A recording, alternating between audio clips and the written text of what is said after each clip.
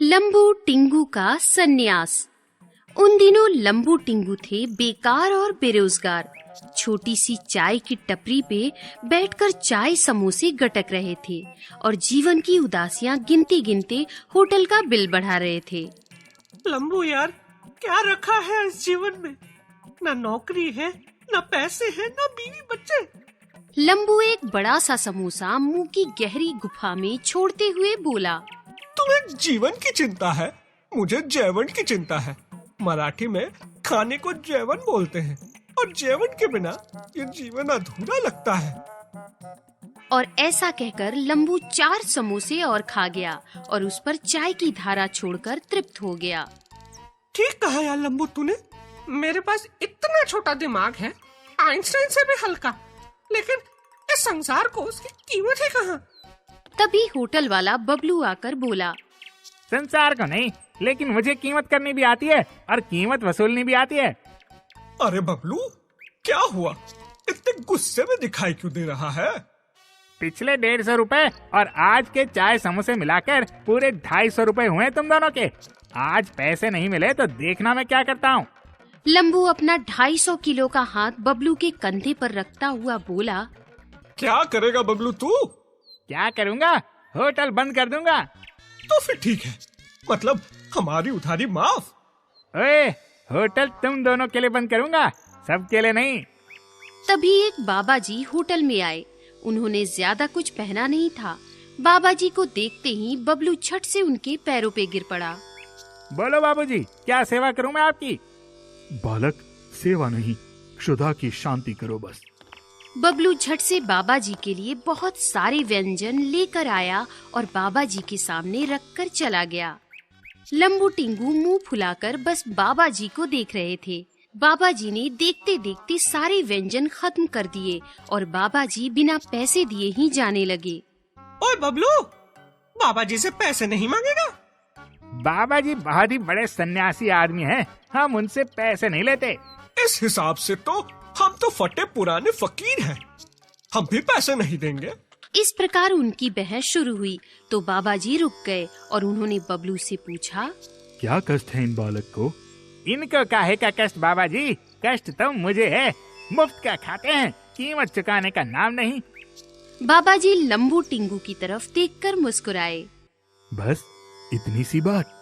बाबा जी ने हवा में हाथ घुमाया और बाबा जी के हाथों में बहुत सारे पैसे आ गए। चमत्कार देखकर तो लंबू टिंगू की आंखें फट गई। ये लो बबलू, मुक्त कर दो इन बालकों को ऋण से। ये सुनते ही लंबू टिंगू बाबा जी के चरणों पे गिर पड़े। आप तो बहुत दयालु और बड़े ज्ञानी हैं, चमत्कारी है बाबा जी। हाँ बाबा जी, हमने आज से पहले इतना दयालु कोई नहीं देखा।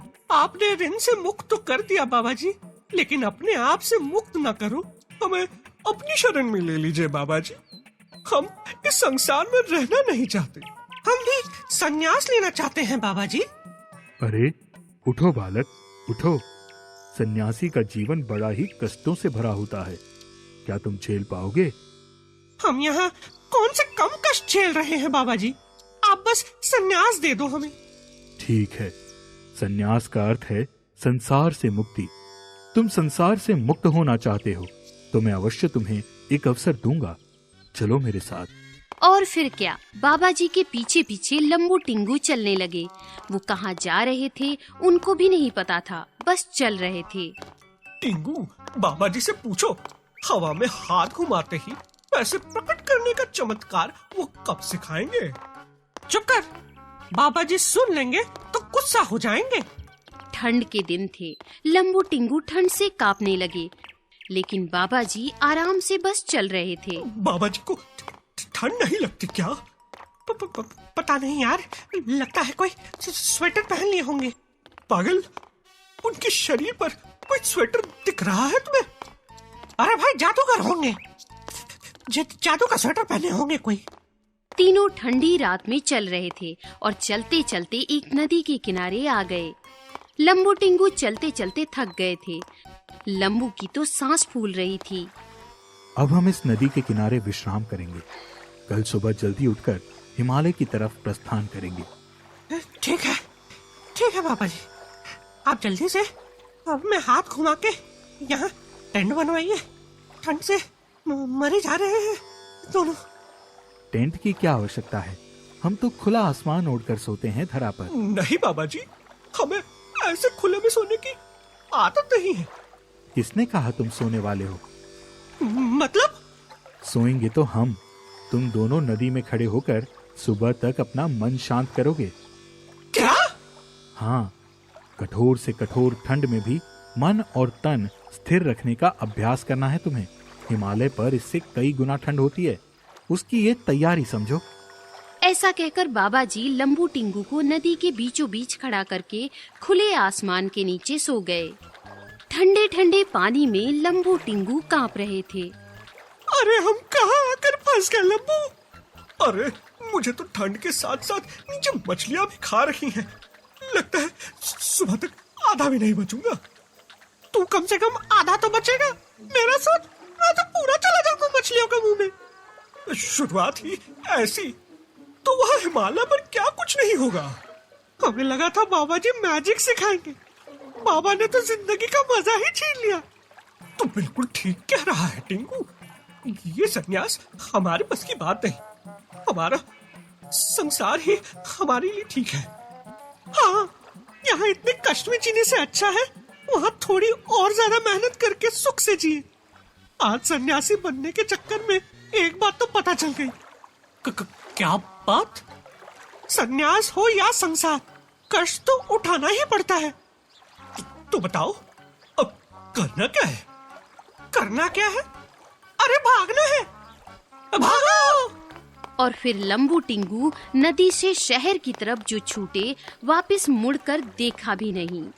सुबह बाबा जी उठे तो उन्होंने देखा कि नदी में लंबू टिंगू नहीं है। सूर्योदय होने वाला है, हमें अब हिमालय की तरफ प्रस्थान करना चाहिए। अरे ये दोनों कहाँ गए? नदी में तो नजर नहीं आ रहे। आसपास देखता हूँ, नहीं इधर भी नहीं है।